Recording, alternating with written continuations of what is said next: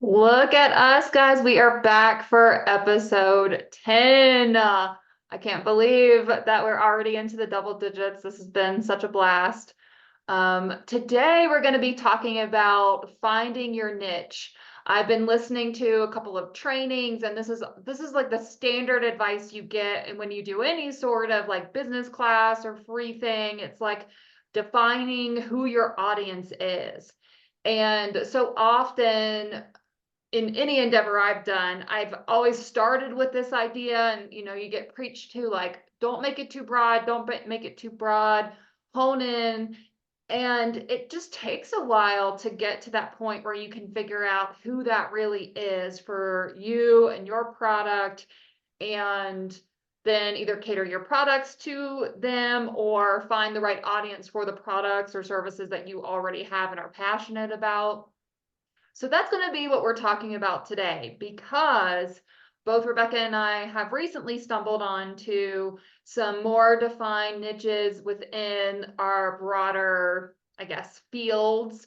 Mine being writers, sissies being carnivores. Mhm. And so we're going to dig into that today because we did not come to these conclusions in a very tidy way or through the whole like system of questions you're typically asked or prompts that you're given to brainstorm what your client avatar looks like. Who is this person?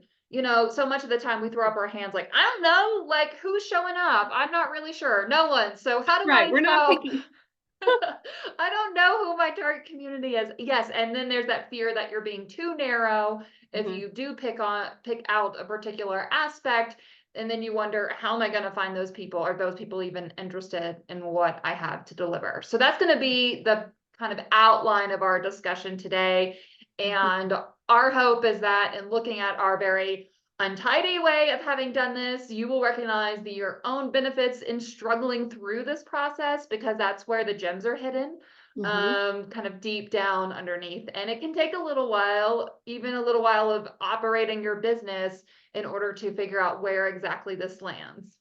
Yeah, definitely. And so before we get too much into that, I think we should start by revisiting an episode or an episode, a conversation that maybe we should have been recording. And that was when you called me the other day. I was out for a little walk with the dog, and you called me. You're like, Susie, okay, I'm just kind of in a panic. I need you to tell me why this is all going to be okay, because this is what I just saw. And it was kind of sending you spiraling. So if you would share with everyone what it was that you saw and how that kind of put you into a place where you were experiencing a lot of self doubt with where you're going. Right. So as I've, gotten into this business, I have been following other people who are also in this space, especially other memoirists. I think that will be helpful in the long term to network with these people so that I can go on their podcast to promote my own memoir. So as a part of sort of my personal branch of the business and my future book promotion and course creation related specifically to memoir, but also to get ideas for the broader community. I have been following these people. I've been listening to some podcast topics and just exploring what kind of things they have on offer. And so, what I had observed with this particular one I was following is they had a little, mini memoir map that they use as their freebie, their email list getter. And so I signed up for the email list. I wanted to see what other people are doing, how that's working out for them. I also knew that this person was previously an editor, or may still currently be in the editing world, and then running this podcast and business. And they had created basically like a course that is done as a group, as a cohort.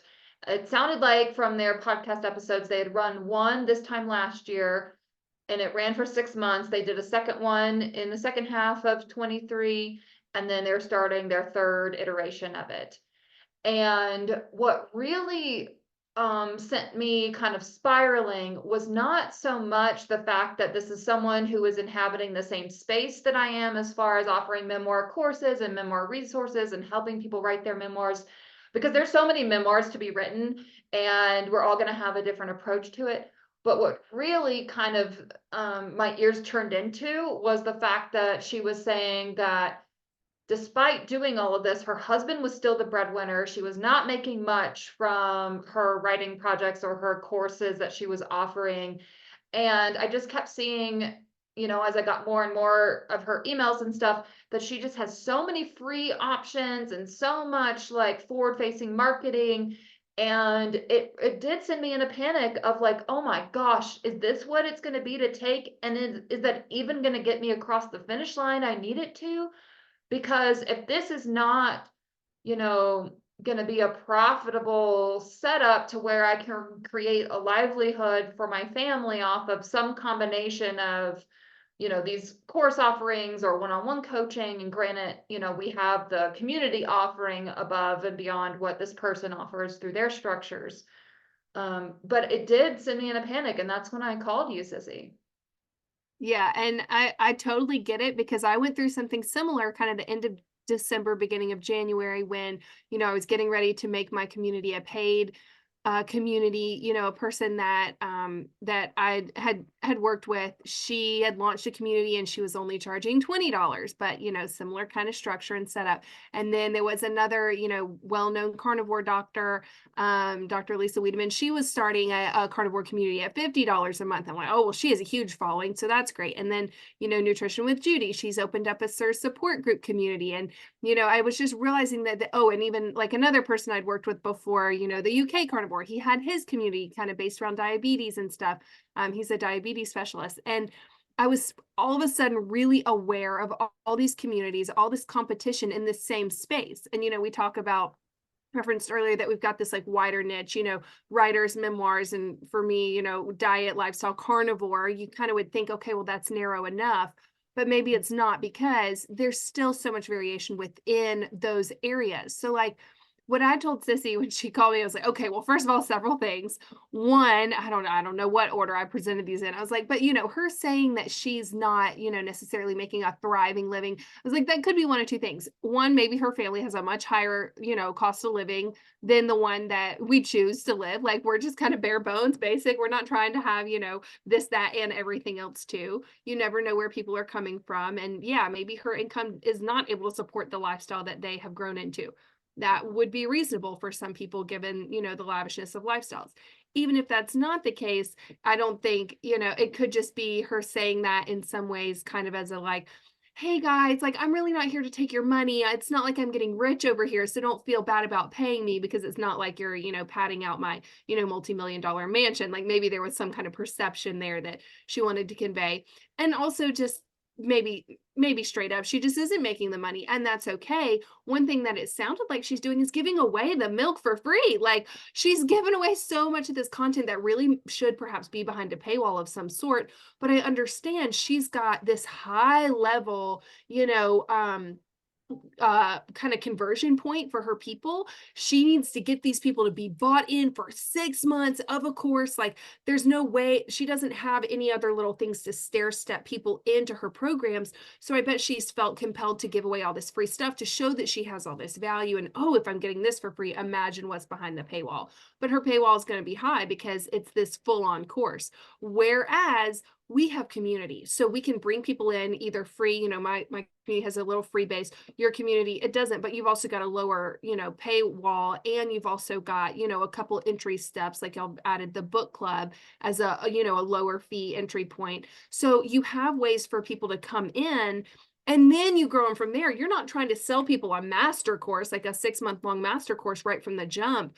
Yeah, I imagine that does take a lot more footwork. And so probably in a few years, she might see more of that, financial success and abundance, but she is in that growing stage. And so, just kind of recognizing that, okay, her finances and her not being stable, it's because her business is a different model. And I think that's why we're so pro community, because it grows with you and allows you that.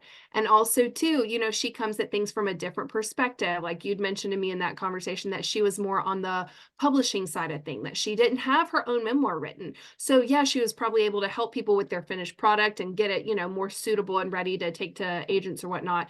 But she hasn't necessarily had the boots on the ground. She's now in the process of writing her memoir. And so there's just a difference in the experience that you offer. And I harped on this. I'm like, what you offer, Sissy, is this, like the Brene Brown, the Glennon Doyle, like I'm going to help you and meet you where you are. I'm going to, just like help you walk through these hard things and sit with hard things. And not everyone has the capacity to do that. It's great to write a memoir. You'd kind of reference like, a travel memoir. Great, super, awesome. There might be some struggles and challenges, but what about the stuff that's like at the core of who you are as a person?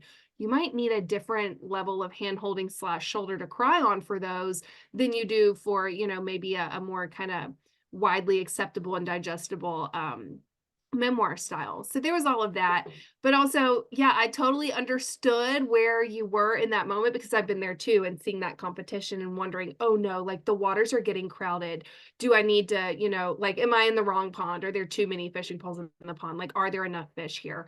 And it's scary, right? Especially when you don't yet have those wins, you don't yet have those people coming in. So I got it. I understood it. And I've been there. And I think it's important for us to talk about because I think that there's going to be that point probably, just since we've both found it, that commonality that when you're growing your community, you all of a sudden start to look around and realize you're not the only one. And as, as interesting as you think your slant is, your take, maybe it's not. And so there's just that fear and trepidation. I think it's totally normal. I think you That was gotta just another push through it. that was another part of it is I had gotten an email alert from her talking about her book club where they meet, read memoirs, and they discuss them and talk about the writing style. And I was like, this is the Read Like a Writer book club thought that, Stephanie and I thought was like fairly, original or, at least something that's not commonly offered. And to see this same group offering it again for free, For free, too whereas, much for free.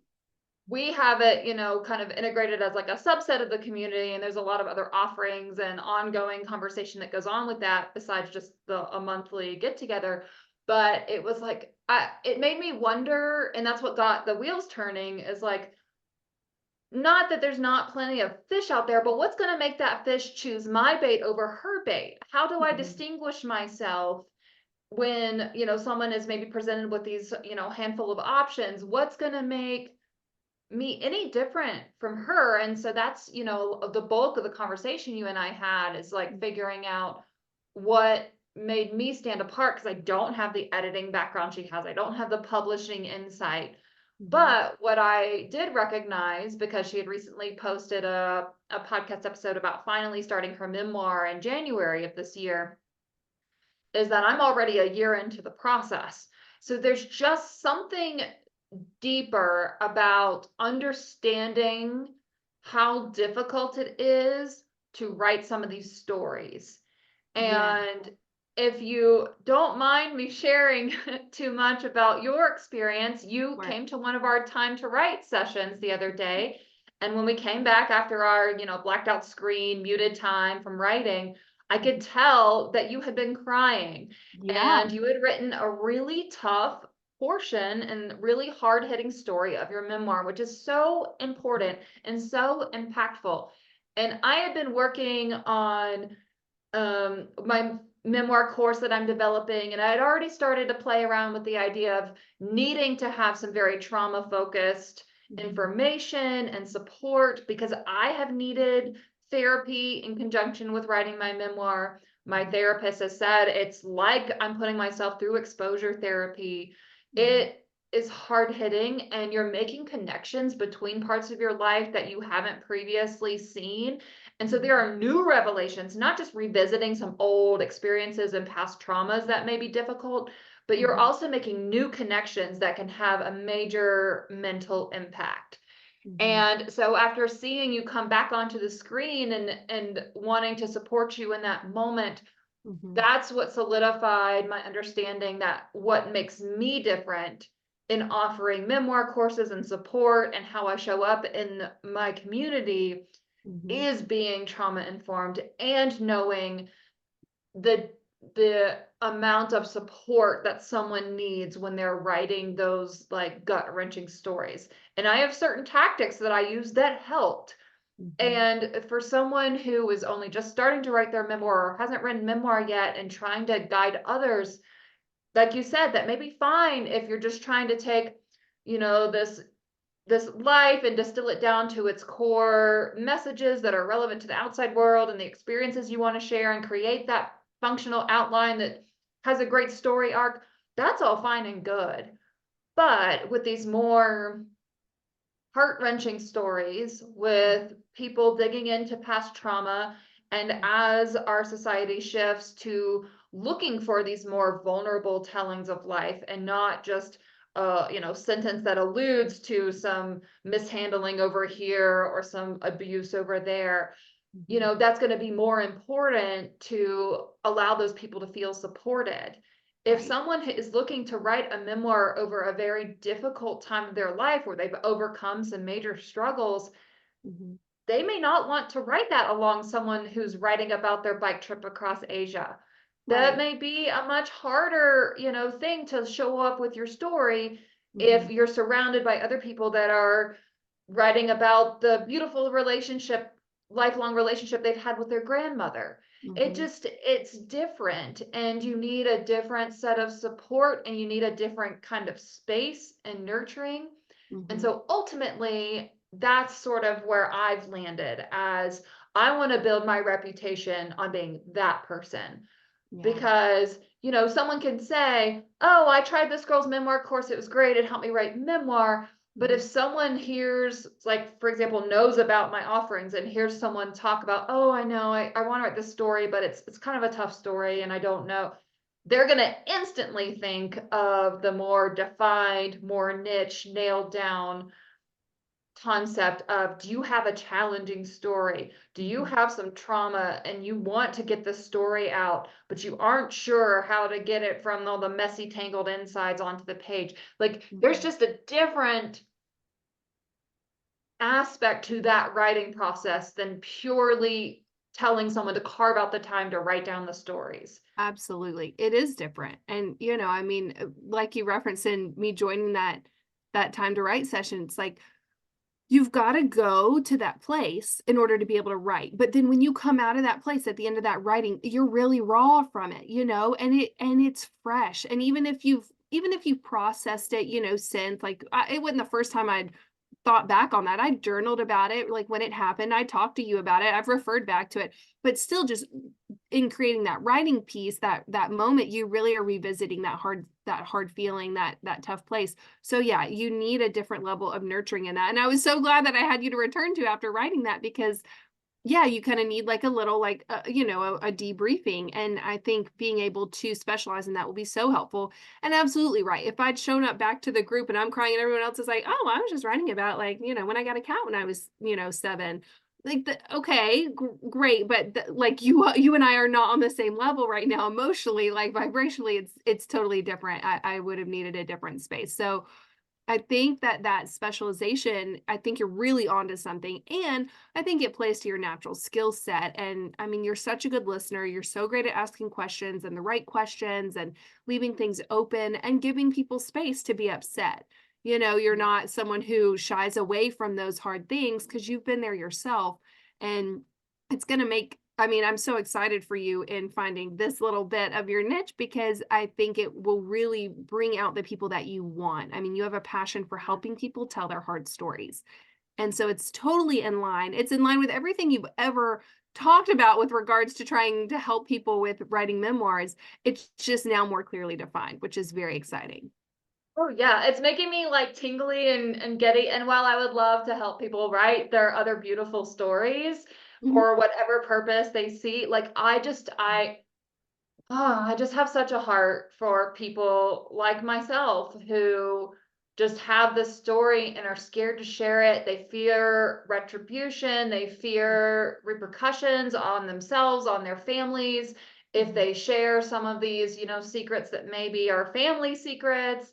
I mean, it's Mhm. it's a big challenge to tell your story and Mhm. know that in a way you are also telling at least your perspective of other people's stories in small bits and pieces, and that can be a lot to weigh and to consider and manage.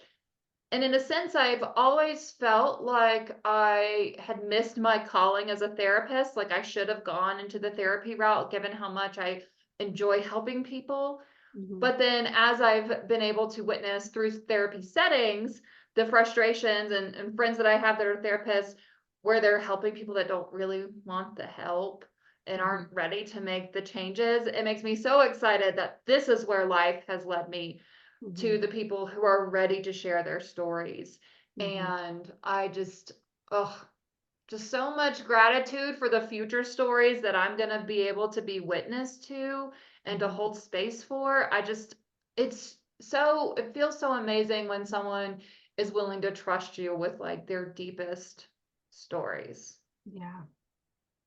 Yeah. It's definitely the right thing for you, and it's tapping into all the things that have led you to this point.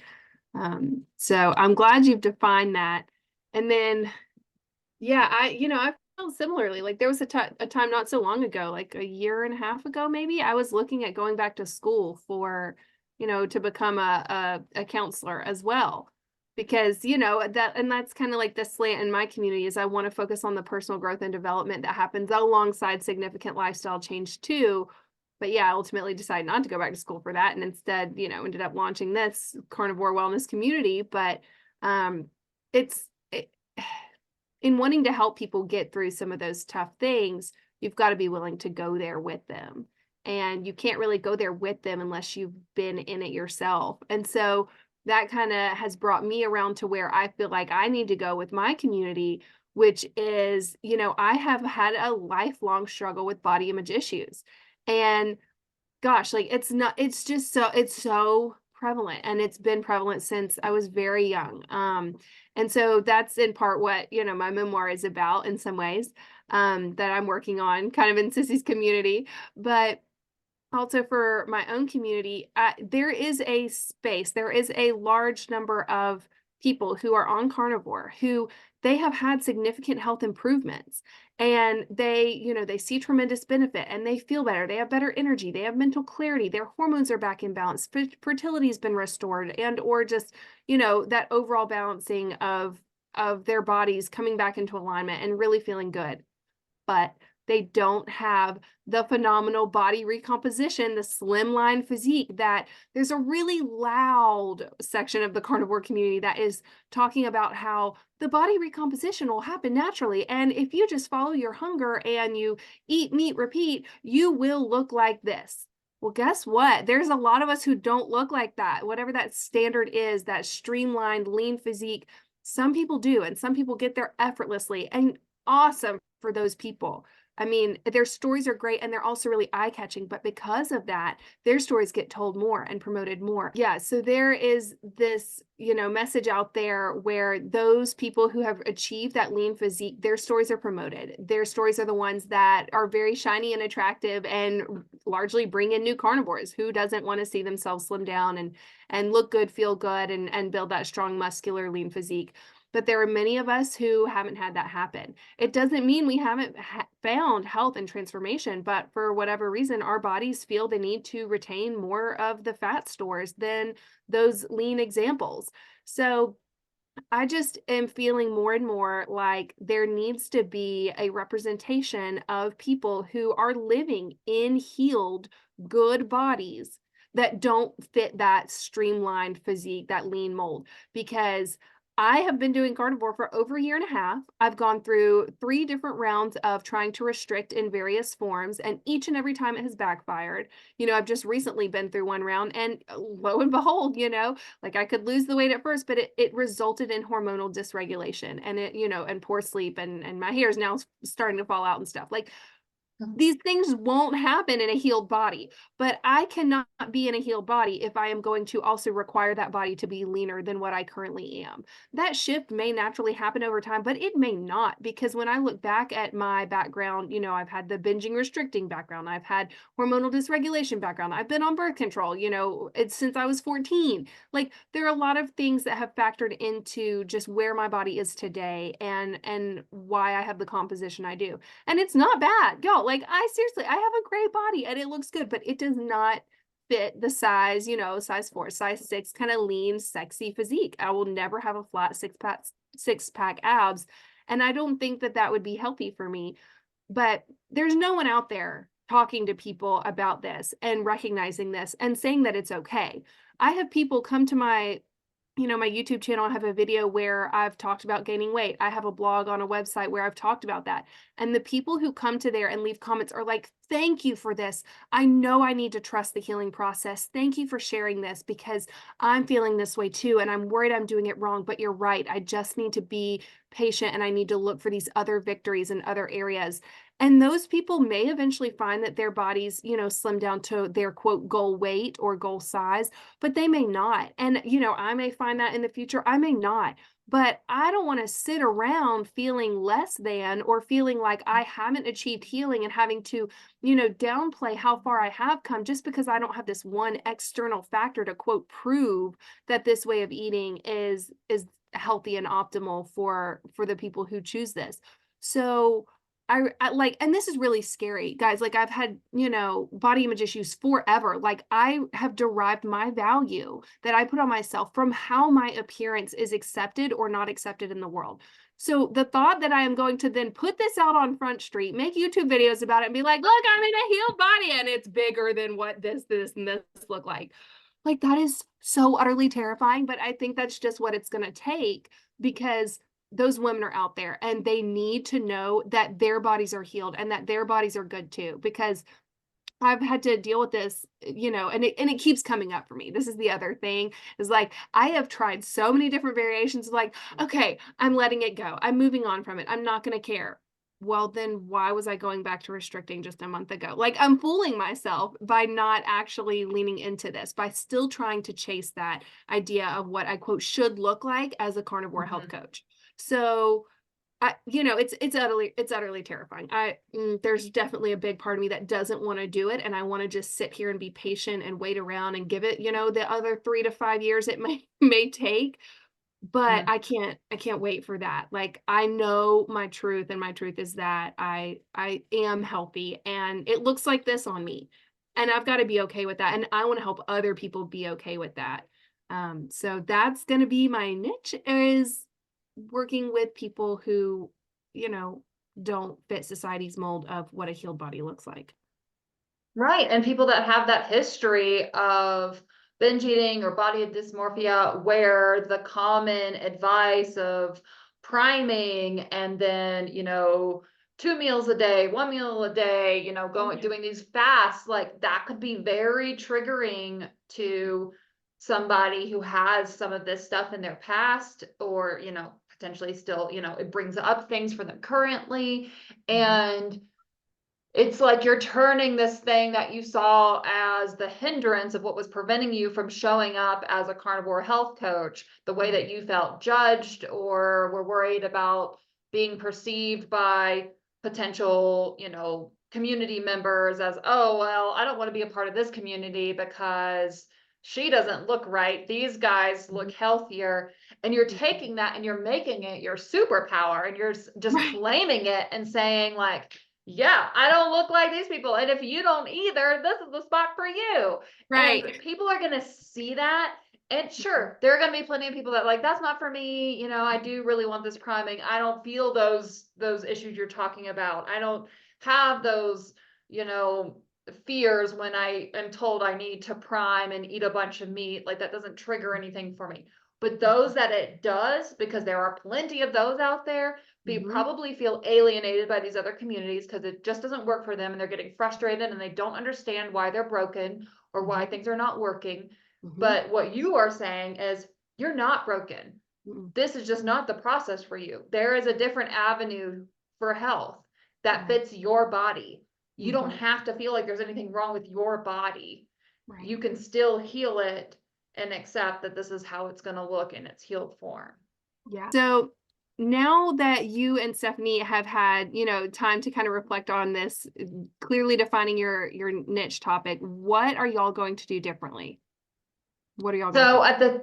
at the same time that I was having these conversations with you and these realizations about specializing my own offerings in regards to the memoir coursework, Stephanie Mhm. was on her own individual journey and she went to a writers conference in Kansas City. Mhm. And she had some observations at this conference. she sat in on this panel interview, and the room was packed, so 100 seats plus standing room only in the back, and it was on publishing for women in their 50s and older. And Wow. it was so impactful to her. She felt very seen. She felt like her concerns were being addressed in that room.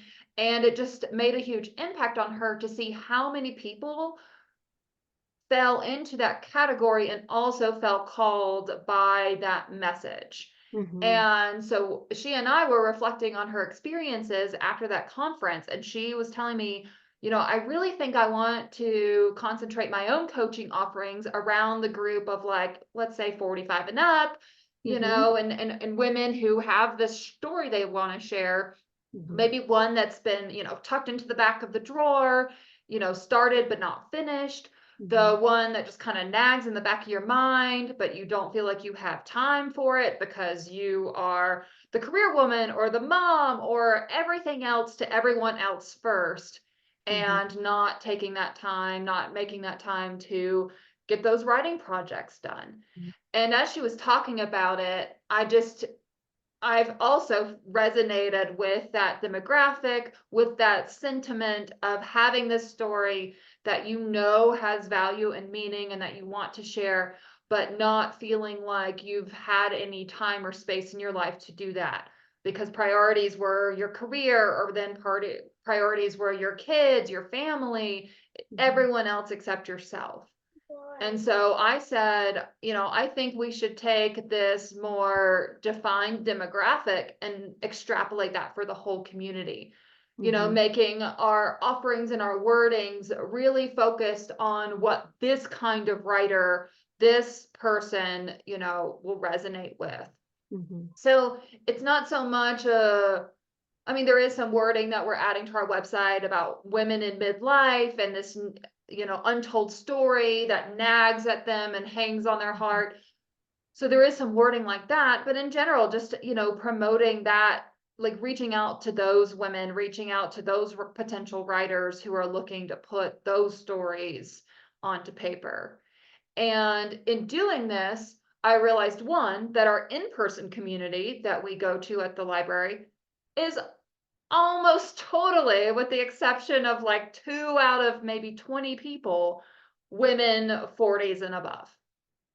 And, as we started talking through like what this demographic would look like, what this demographic would be searching for, we realized that a lot of the things that we were concerned would be roadblocks, like the cost of membership, the schedule to show up and appear, and those sort of things, even the acknowledgement that community is even a needed thing for a writer. Suddenly, those previous roadblocks were no longer a concern once we focus on this group. These are people who know they need community and do not have it because their lives have been structured around everyone else's needs. And so that's where we've landed as far as really shifting who we market to. It's helped us reimagine what spaces we need to be in. So by TikTok, like, you're not there. Women in their, 40s, 50s, 60s, whatever, are not really on TikTok except to maybe, promote their own stuff. So we'll roll back to Instagram more, but really push the emails, list and newsletter type format. And we've also decided, we were doing the, weekly journal prompts as kind of like a freebie bite thing that we would put out on Instagram and have in the community. But it really seemed like no one was utilizing them. It was a constant thing to have to stay on top of, to come up with new topics every week and make it fresh and exciting. And when we thought about this refined demographic, we were like, no one needs to be in this demographic needs to be told what to journal about. They have their one story they want to tell, and we need to just make a space for them to write their story, whether that's a personal, like, life story, or fictional characters that they've dreamed up and a message they want to portray. So scratch scratch the journal prompts. And so this has been a really enlivening process for us because we're seeing how well the things that we were already doing, that we were already creating and making space for, are catered to this community, to this small group, because this small group is us in a Mhm. nutshell. And so by identifying that and then having the marketing and resources really lean into that, I Mhm. think we're going to get a lot more traction than what we've been able to do. Because again, like we were talking about with like the traumatic memoir, now when someone sees our messaging about, are you a woman in midlife? And all of a sudden you realize there wasn't any space for you, but you've got that story that's half written in the drawer, or you have Mhm. this idea that you just really want to get down on paper, but you don't know where to start and you're ready to carve out some time for yourself. The thing is, those people that really resonate, 2 seconds to They'll click be that link. sold. Yeah. Right. It won't take like much Mhm. effort beyond that because it'll resonate so strongly, so viscerally with someone Mm. versus we're writing community and we get together and we write and we hang out. Mhm. Great. But like Right. I don't know that I really need that or if that's the one I want out of all the different offerings. Mhm. So that's sort of where we've landed as far Love as it. like the redirection or I guess refinement, narrowed scope in our marketing. And I Yeah. think that I'm really interested to see how that shifts and changes things as we lean into more of that level of promotion. I think that will be gold for y'all. I'm excited because you're right. As soon as you put that messaging out there, it makes it very clear for the person on the other end to know, is that me? And if the answer is yes, then they're going to follow the prompt and that will get them in. So, yeah, I think in refining your niche and really pinning it down and knowing exactly who it is you're trying to speak to, even within an already, kind of narrow market, is really key. Mhm. Yeah, I'm excited. And I mean, you can't listen to this conversation between us and not see the very clear flashing sign that says your niche audience is you. Like, Right. Like, dig what's your biggest into, struggle? What's your biggest takeaway? Like, where are yeah. you in life? Because that's where your people are. Right, Mm. exactly. I mean, Stephanie and I were talking about 40s and above, and we're talking about people writing traumatic memoir. You're talking about people who have a history of maybe binge eating and body dysmorphia, but want to recognize that their body is healthy, wanting to live in a healthy body and know how to do that and still respect themselves. And it's like, if you're struggling with where your niche is, like we did in Mhm. the onset, maybe do a deeper dive into who you are and what makes you different from the broader community that you are walking into. Right. Yeah. Yeah. I think we're definitely onto something, and I'm excited to see where the results take us. And, put in the comments. We'd love to see what you've nailed down your niche to. That can be really inspiring for others. And if you enjoyed this episode, please give us a thumbs up. Please subscribe to our channel or share it with someone you know who could use some of this advice and inspiration. Thank you. Wonderful conversation. I'm glad we recorded this one. Good thing.